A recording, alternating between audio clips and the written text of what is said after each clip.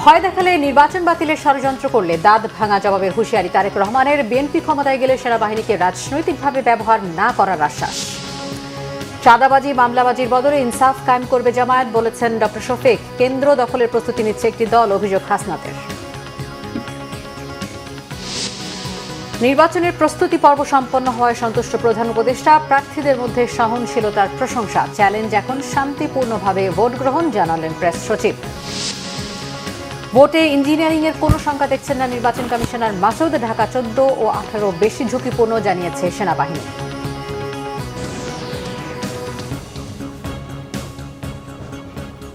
দেখছিলেন crown cement, সংবাদ শিরোনাম। এবার বিস্তারিত সংবাদ। 12 ফেব্রুয়ারি নির্বাচন বাতিলের ষড়যন্ত্র করলে দাঁত ভাঙা জবাব দেয়া হবে, হুঁশিয়ার করেছেন বিএনপি চেয়ারম্যান তারেক রহমান। শনিবার দুপুরে নীলফামারীতে নির্বাচনী জনসভায় তিনি হুঁশিয়ারি দেন। বিএনপি ক্ষমতায় গেলে যত দ্রুত সম্ভব তিস্তা ব্যারেজ মহাপরিকল্পনার কাজ শুরু করার প্রতিশ্রুতিও দেন বিএনপির চেয়ারম্যান। এছাড়া নীলফামারীর মানুষের দাবি বাস্তবায়ন করে সেখানে পর্যায়ক্রমে একটি মেডিকেল কলেজ প্রতিষ্ঠার আশ্বাসও দেন। পরে বিকেলে দিনাজপুরের বিরামপুর সরকারি কলেজ মাঠের জনসভায় যোগ দেন তারেক রহমান। বলেন, বিএনপি সকল ধর্ম ও মতের মানুষকে সাথে নিয়ে ঐক্যবদ্ধ বাংলাদেশ গড়তে চায়। দেশ ও জনগণের অধিকার প্রতিষ্ঠার বিরুদ্ধে ষড়যন্ত্রকারীদের দিকে সজাগ থাকতে সবাইকে আহ্বান জানান তিনি। নিরাপদ দেশ গড়তে এবং বিএনপির পরিকল্পনা বাস্তবায়নে ধানের শেষে ভোট চান তারেক রহমান। একটি দলকে আমরা খেয়াল করছি, আমাদের সমাজের বিভিন্ন মানুষকে গিয়ে তারা ভয় দেখাচ্ছে। আজকে আমি দ্ব্যর্থহীন কণ্ঠে পরিষ্কার ভাবে বলে দিতে চাই, বাংলাদেশের কোন ভোটারকে যারা ভয় দেখাবে, যারা তাদেরকে বিভ্রান্ত করার চেষ্টা করবে, ইনশাআল্লাহ কারো সাথে যদি অন্যায় হয়ে থাকে আমরা সেই ব্যবস্থা গ্রহণ করব। অন্যায়কারীর বিরুদ্ধে আইনগত ব্যবস্থা গ্রহণ করব। আগামী দিনের রাজনীতি হবে দেশ পুনর্গঠনের রাজনীতি, আগামী দিনের রাজনীতি হবে রাষ্ট্র গঠনের রাজনীতি। আমরা মুসলমান হই, আমরা হিন্দু হই, আমরা বৌদ্ধ হই, আমরা খ্রিস্টান হই, আমরা সকলকে সাথে নিয়ে আমাদের দেশ গঠন করতে চাই। এদিকে ঠাকুরগাঁওয়ে বিএনপি চেয়ারম্যান তারেক রহমান বলেছেন, নিরাপদ বাংলাদেশ গড়তে সবাই মিলে একসাথে কাজ করবেন। দেশকে নিয়ে বিএনপির পরিকল্পনা বাস্তবায়ন করতে ধানের শীষে ভোট চান তারেক রহমান। আগামীর বাংলাদেশে ধর্মের ভিত্তিতে নয়, যোগ্যতার মাধ্যমে মূল্যায়ন করা হবে, জানান তিনি।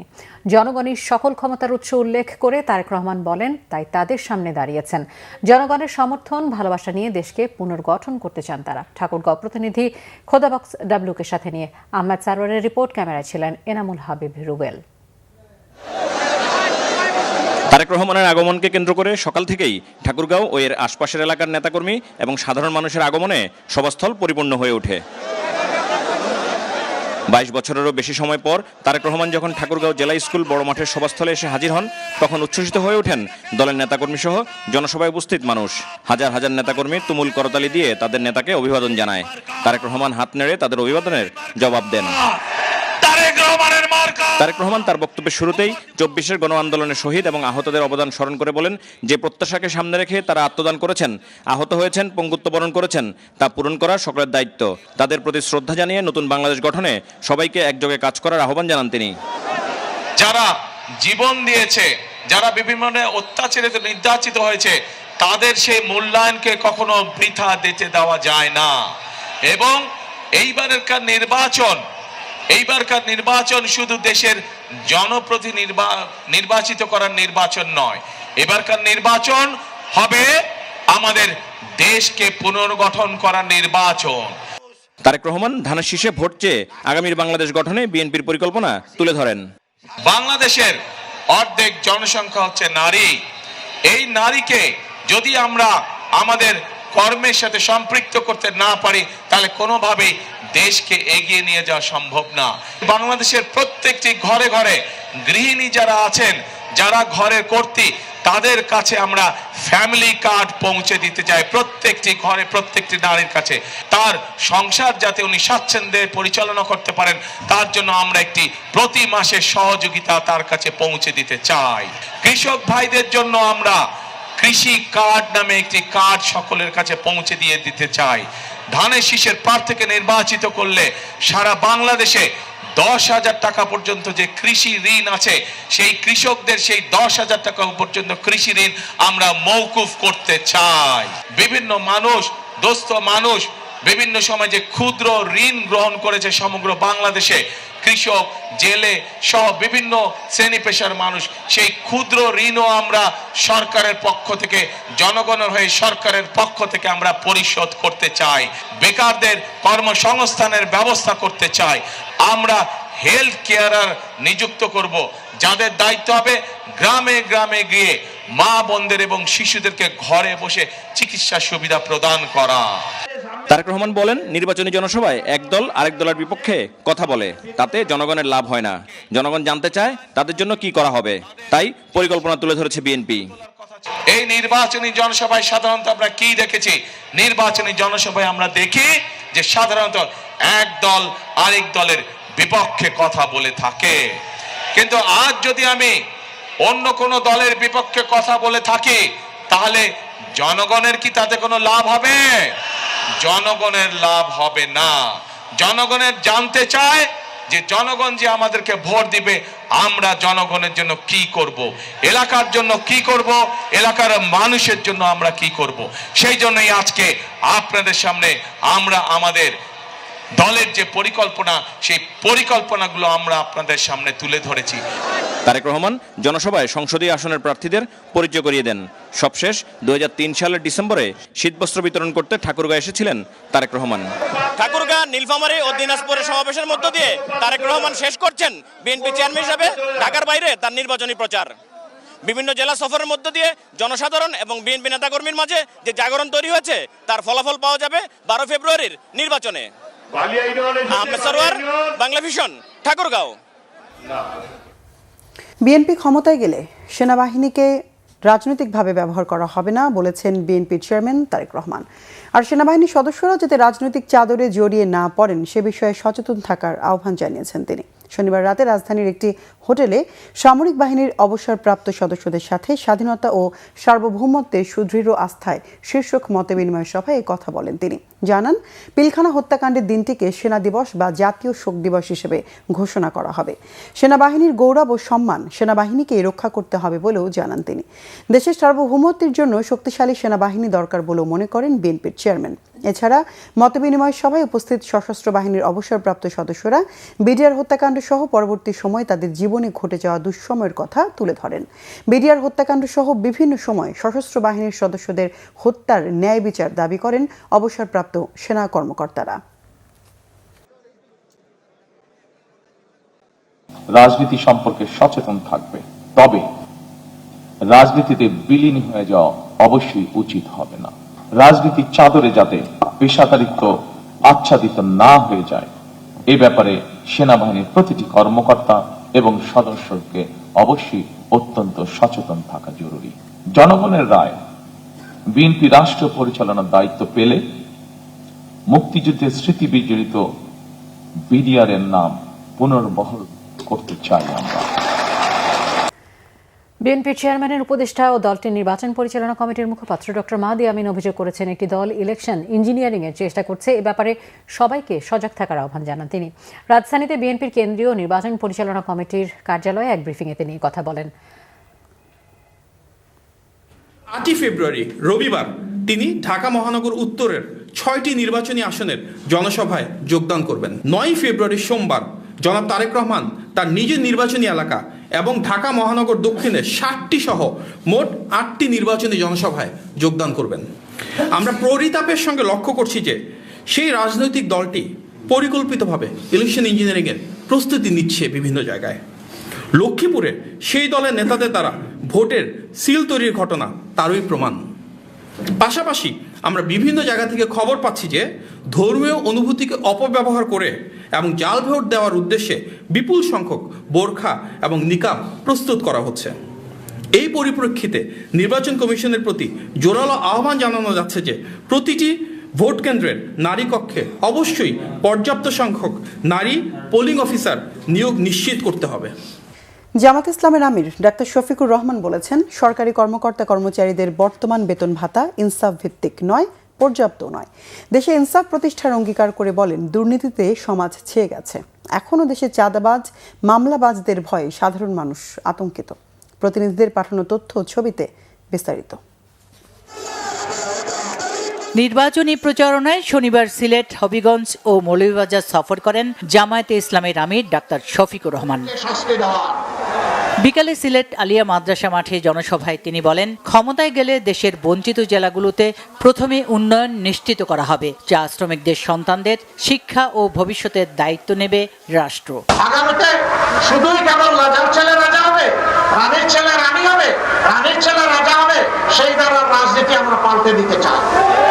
ডাক্তার শফিক বলেন, তিনি প্রধানমন্ত্রী হলে 54,000 বর্গমাইল বাংলাদেশে ইনসাফ প্রতিষ্ঠা করা হবে।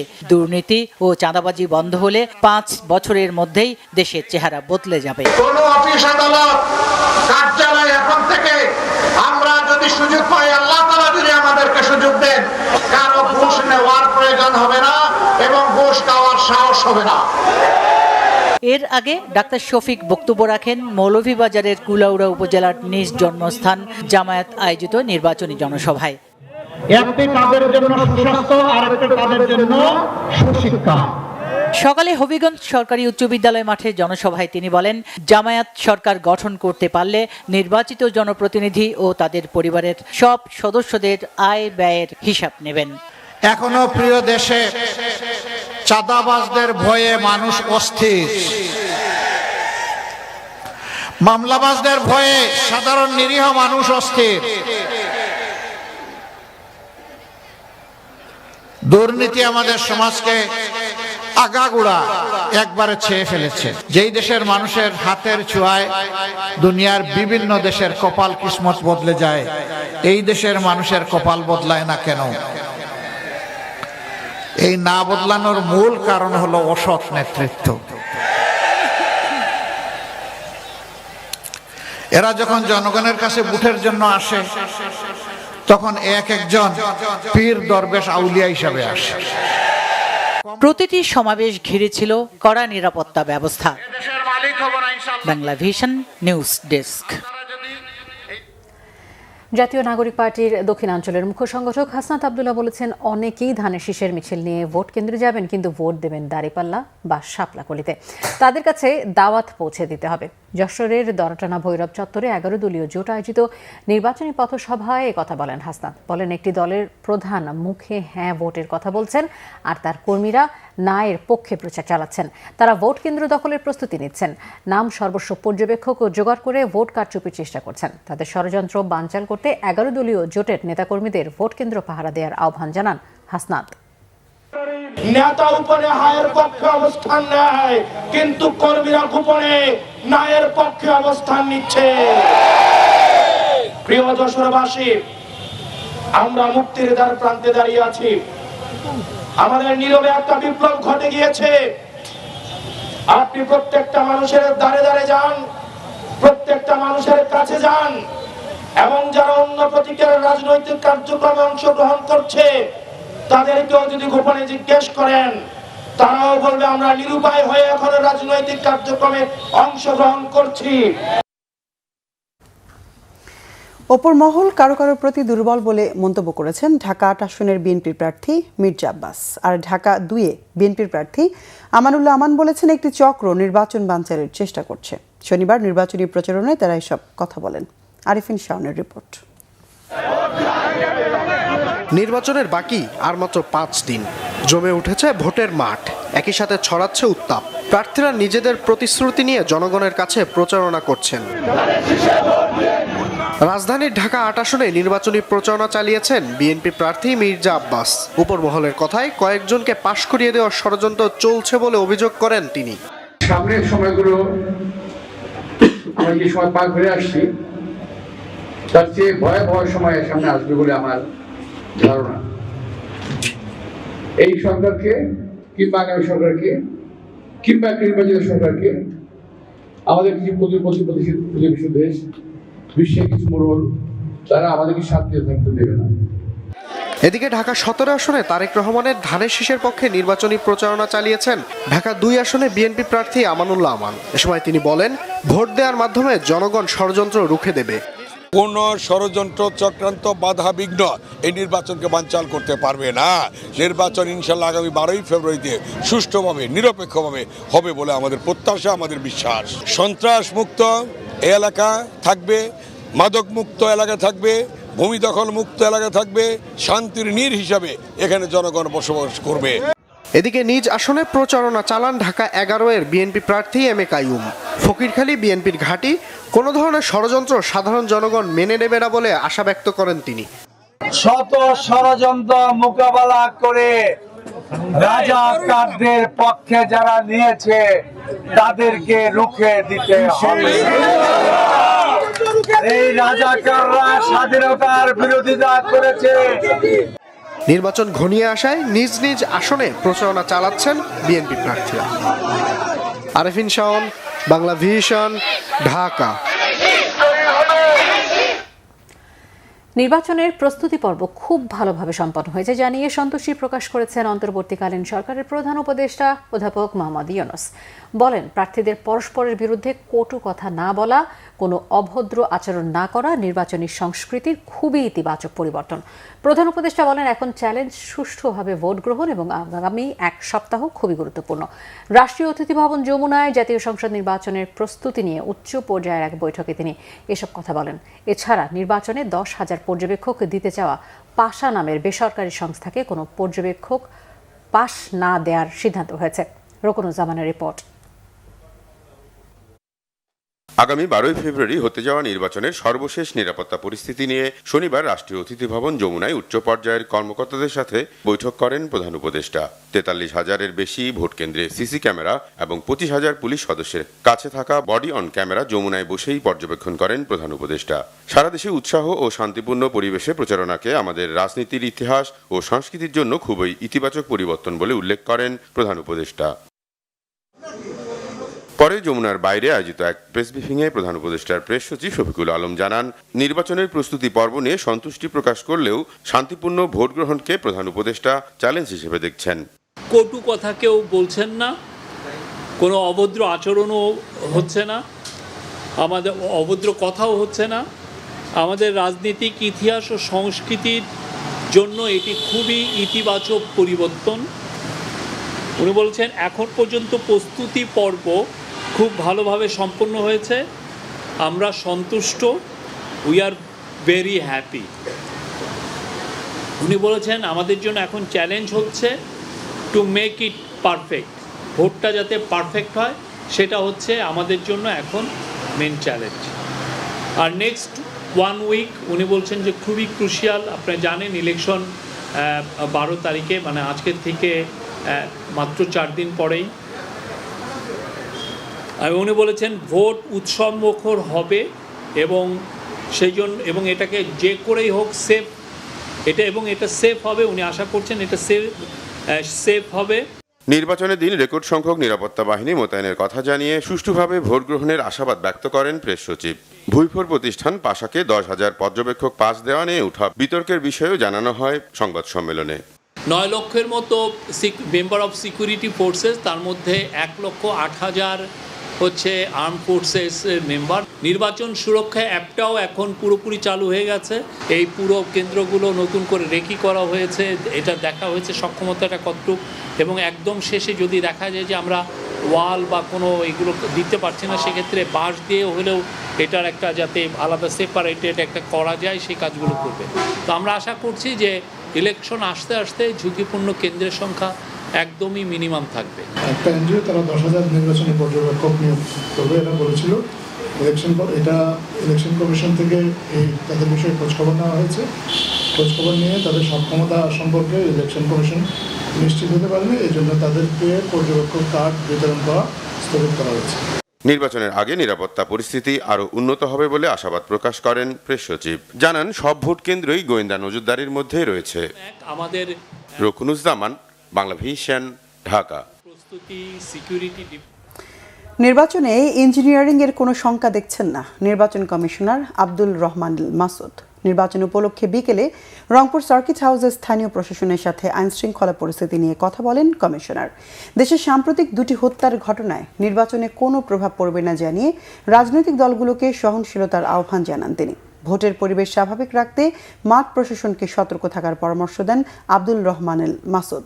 জেলা প্রশাসক মোহাম্মদ এনামুল আহসানের সভাপতিত্বে মতবিনিময় মহানগর, জেলা ও উপজেলা প্রশাসনের কর্মকর্তারা উপস্থিত ছিলেন। না, আমরা এরকম ইঞ্জিনিয়ারিং কোনো কিছু লক্ষ্য করতেছি না। আমি বিভিন্ন জায়গায় আমরা যাচ্ছি যে আমাদের যারা কমিটেড, একটু আগে আমি বলেছি যে আমাদের সকল returning officer, stand returning officer, নির্বাচনে কাজে নিয়োজিত প্রায় 18 লক্ষ কর্মকর্তা কর্মচারী, আমাদের পুলিশ বাহিনী, আমাদের সেনাবাহিনী, আমাদের বিজিবি, আমাদের আনসার, সবাই এখন কমিটেড। ঢাকার 14, 16 আর 18 আসনটির 18 ভাগ ভোট কেন্দ্রকে ঝুঁকিপূর্ণ হিসেবে চিহ্নিত করা হয়েছে বলে জানিয়েছে বাংলাদেশ সেনাবাহিনী। সকালে রাজধানীর শহীদ সোহরাওয়ার্দী ইনডোর স্টেডিয়ামে সার্বিক নিরাপত্তা ও নির্বাচনের প্রস্তুতি সংক্রান্ত এক প্রেস ব্রিফিংয়ে এই তথ্য জানানো হয়। ঢাকা 14 ও 18 আসনকে অধিক ঝুঁকিপূর্ণ হিসেবে চিহ্নিত করা হয়েছে উল্লেখ করে সেনাবাহিনী জানায়, ভোটারদের নির্বিঘ্নে ভোট কেন্দ্রে যাওয়ার ব্যাপারে আইন শৃঙ্খলা বাহিনী সজাগ আছে। সেই হিসেবেই সব ধরনের ব্যবস্থা নেওয়া হয়েছে। গুরুত্বপূর্ণ স্থানগুলোতে নজরদারি বাড়ানো হয়েছে। দেশের বর্তমান আইন শৃঙ্খলা পরিস্থিতি স্থিতিশীল ও স্বাভাবিক রয়েছে উল্লেখ করে সেনাবাহিনী জানায়, বিভিন্ন রাজনৈতিক দলের প্রার্থী ও সাংবাদিকদের সব ধরনের নিরাপত্তা দেওয়া হবে। কেউ নির্বাচনকে প্রশ্নবিদ্ধ করার চেষ্টা করলে তার বিরুদ্ধে আইনানুগ ব্যবস্থা নেওয়া হবে। সরকারি স্থাপনাসমূহের নিরাপত্তা নিশ্চিত করে চলেছি। আসন্ন নির্বাচনের দায়িত্ব উপলক্ষে আমরা ঢাকা 14, 15, 16, 18 এবং নারায়ণগঞ্জ 1 আসন আংশিক। এখন পর্যন্ত যে হিসাব আছে 18% ভোট কেন্দ্র ঝুঁকিপূর্ণ হিসাবে চিহ্নিত হয়েছে এবং সেই অনুযায়ী আইন শৃঙ্খলা রক্ষাকারী বাহিনীকে নির্দেশনা দেওয়া হয়েছে। কনসার্ন আছে, আমরা এখন পর্যন্ত যে আসনগুলোর ব্যাপারে আমি কথা বলছি, ঢাকা 14 এবং ঢাকা 16কে আইন শৃঙ্খলা রক্ষাকারী বাহিনী এবং গোয়েন্দা সংস্থার তথ্য অনুযায়ী অধিক ঝুঁকিপূর্ণ হিসাবে চিহ্নিত করা হয়েছে। সো যেখানে অধিক ঝুঁকিপূর্ণ হিসাবে চিহ্নিত করা হয়েছে সেই হিসাবে আমাদের কার্যকরী ব্যবস্থা অলরেডি গ্রহণ করা হয়েছে এবং সেটার প্রতিফলন আপনারা গ্রাউন্ডে অবশ্যই দেখতে পাবেন।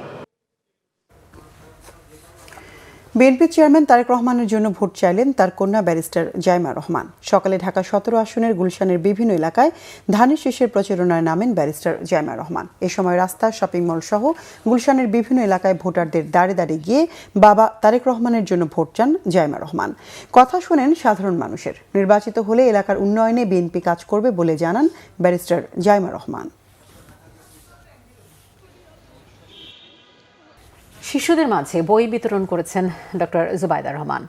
রাজধানীর করাইল এলাকায় টিএনটি স্কুলে জিয়াউর রহমান ফাউন্ডেশনের আয়োজনে এক অনুষ্ঠানে শিশুদের মাঝে বই বিতরণ করেন তিনি। এ সময় শিশুদের কাছে গিয়ে কথা বলেন জুবাইদা রহমান। এর আগে মেডিকেল ক্যাম্প পরিদর্শন করেন এবং সাধারণ জনগণের সাথে কথা বলেন। এদিন সকালে ভাসানটেক এলাকায় নির্বাচনী প্রচারণায় অংশ নেন ডাক্তার জুবাইদা রহমান।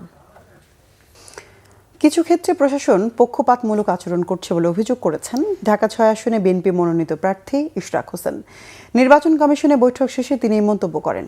আগারগাঁয়ে সিনিয়র সচিব আক্তার আহমেদের সাথে বৈঠক শেষে ইশরাক হোসেন বলেন, সংঘাত নয়, শান্তিপূর্ণ নির্বাচন চায় বিএনপি। গত 4 তারিখে সূত্রাপুরের কসমোপলিটন স্কুলে অভিযান চালিয়ে পুলিশ কয়েকশো লাঠি উদ্ধার করেন। প্রশ্ন রাখেন, কয়েকটা কেন্দ্রে যদি এই অবস্থা হয় তাহলে নির্বাচনের সময় কি হবে? এজন্য কেন্দ্র পরিবর্তনের দাবি জানান তিনি। সূত্রাপুর থানার ওসি নিরপেক্ষ নন বলেও অভিযোগ তার। শরীফ ওসমান হাদি হত্যার বিচারের দাবিতে আন্দোলনকারীদের উপর প্রশাসন অতিরিক্ত বল প্রয়োগ করছে বলেও মন্তব্য করেন ইশরাক হোসেন। গত 4 তারিখ রাতের বেলা কসমোপলিটন স্কুল নামে একটি প্রতিষ্ঠান, শিক্ষা প্রতিষ্ঠান, যেটা কাঠের পুলে, এবং সেটি একটি কেন্দ্র।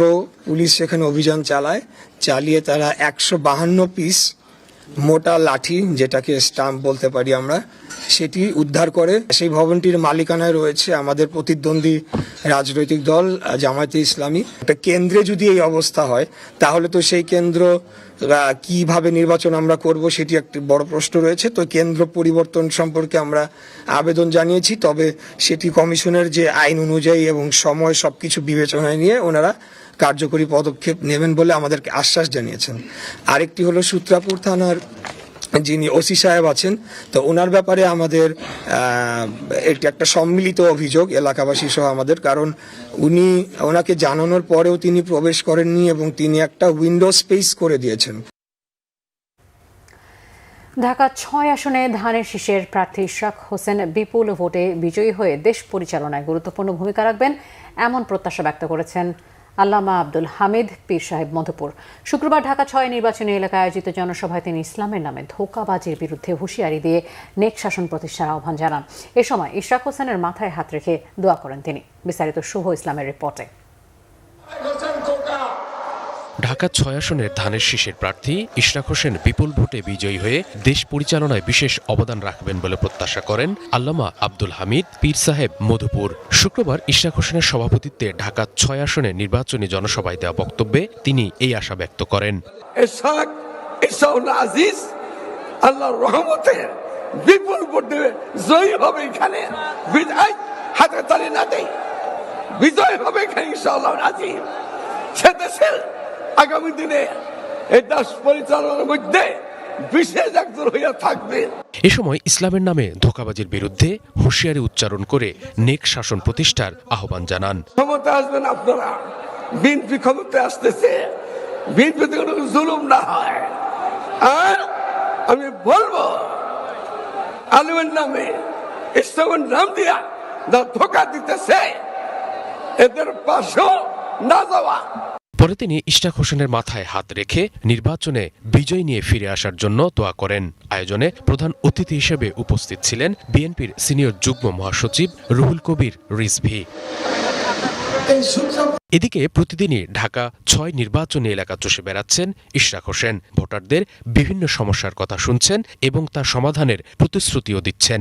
আগামী 12 ফেব্রুয়ারি যদি আমি আপনাদের ভোটে নির্বাচিত হয়ে সংসদ সদস্য হই, অগ্রাধিকার ভিত্তিতে প্রথমে আমরা গ্যাসের সংকট সমাধানের জন্য জোরালো ভূমিকা নেব ইনশাআল্লাহ।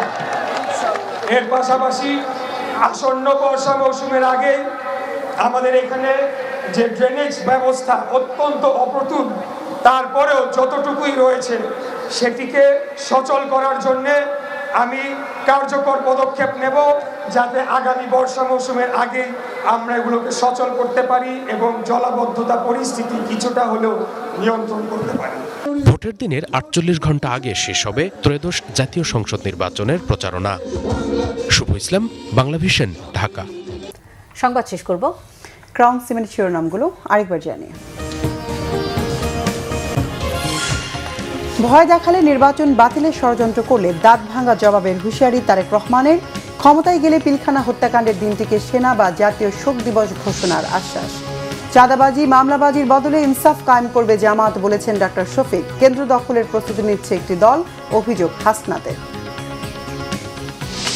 নির্বাচনের প্রস্তুতি পর্ব সম্পূর্ণ হয় সন্তুষ্ট প্রধান উপদেষ্টা। প্রার্থীদের মধ্যে সহনশীলতার প্রশংসা।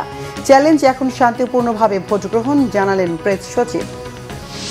ভোটে ইঞ্জিনিয়ারিং এর কোনো শঙ্কা দেখছেন না নির্বাচন কমিশনার মাসুদ। ঢাকা 14 ও 18 বেশি ঝুঁকিপূর্ণ, জানিয়েছে সেনাবাহিনী।